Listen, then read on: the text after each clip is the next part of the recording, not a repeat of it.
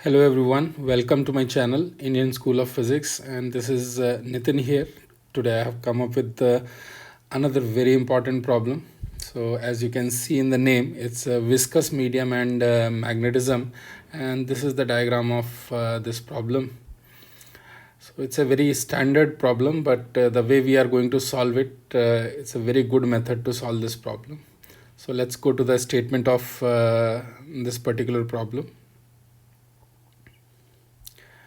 As you can see here, it's given a charged particle of mass m0 and charge q0 is projected from origin at t equal to 0 with initial velocity of v0 in positive y direction. There exists a uniform magnetic field vector v equal to b0 k cap along with a resistive viscous force vector f is equal to minus kv due to the medium. Find the coordinates of the point where particle comes to rest. So what is going to happen in this case, as initial velocity is in y direction and this b is in k cap direction, so j cross k, because magnetic force acting on charged particle is q times vector v cross b. So it will start taking turn, and the moment it will start taking turn, initial direction of forces towards x-axis.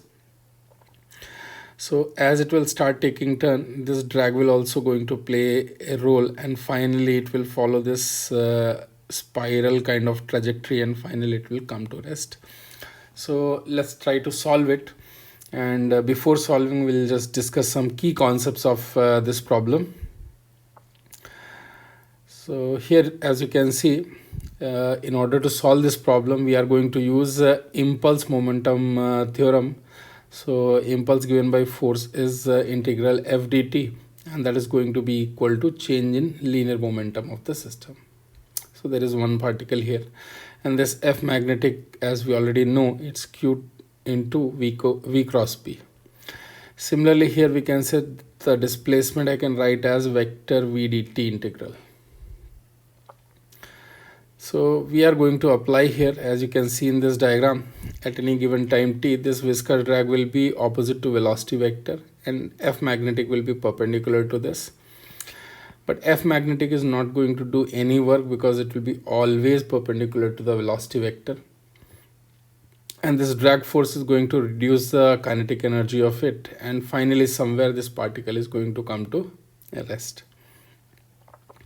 So here there are two forces, one is this viscous force and one is this magnetic force, which is going to provide impulse. Total impulse value is known to us because that is equal to change in linear momentum. Final velocity is 0 and initial velocity is known to us, that is v0 j cap. So total change in momentum is known to us. That's the reason we are going to think from the point of view of impulse and linear momentum part.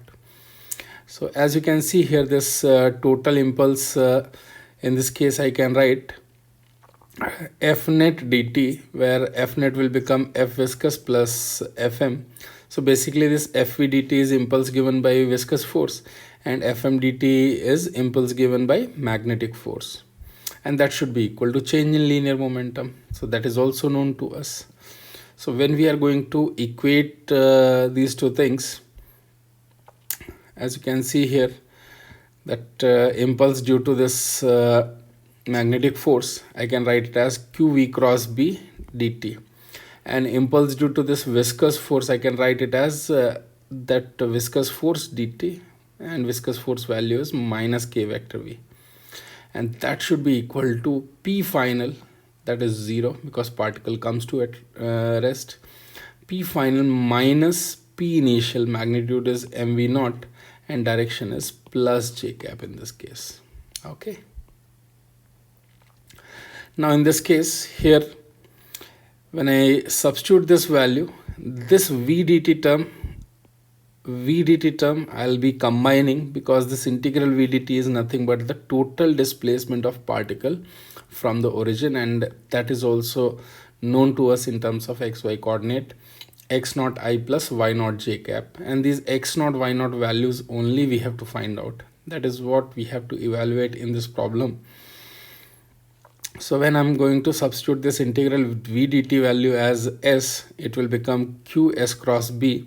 Similarly, this will become v dt, this will become minus ks, and that should be equal to minus mv naught j cap. Now from here, since s vector is x naught I plus y naught j cap, we are going to substitute the value of this x naught and basically this s vector. And after that, when I substitute here and simplify this s vector, I'm writing as x naught I cap plus y naught j cap plus not plus cross b naught k cap minus k s vector. So s vector is x naught I plus y naught j, and that is equal to p final minus p initial, which is minus mv naught j cap. So when I simplify this, I cross k becomes minus j, and j cross k becomes plus I. Corresponding coefficients also we can write qx naught b naught minus j cap plus qby naught j cross k is plus I minus kx naught minus ky naught is equal to minus mv naught j cap. Now when we are going to rearrange this I cap terms are going to give us 0 because in other side we are having only j cap term. Similarly, we can compare the coefficients of j cap and equate it to minus mv naught. Okay, so on solving we are going to get these two equations. When we simplify this, we are going to get the value of x naught and y naught. So this is going to be the answer for this problem, and it's a very important problem from JEE point of view, especially the method, and it's a very standard problem also. In many books you are going to find this. But what is important and I like about this problem is it's clean calculations by using this impulse momentum theorem. I hope you have enjoyed this video. If you have enjoyed it, you have liked it, please like the video, share it with your friends and teachers, and don't forget to subscribe my channel. I'll bring another amazing problem. Thank you very much.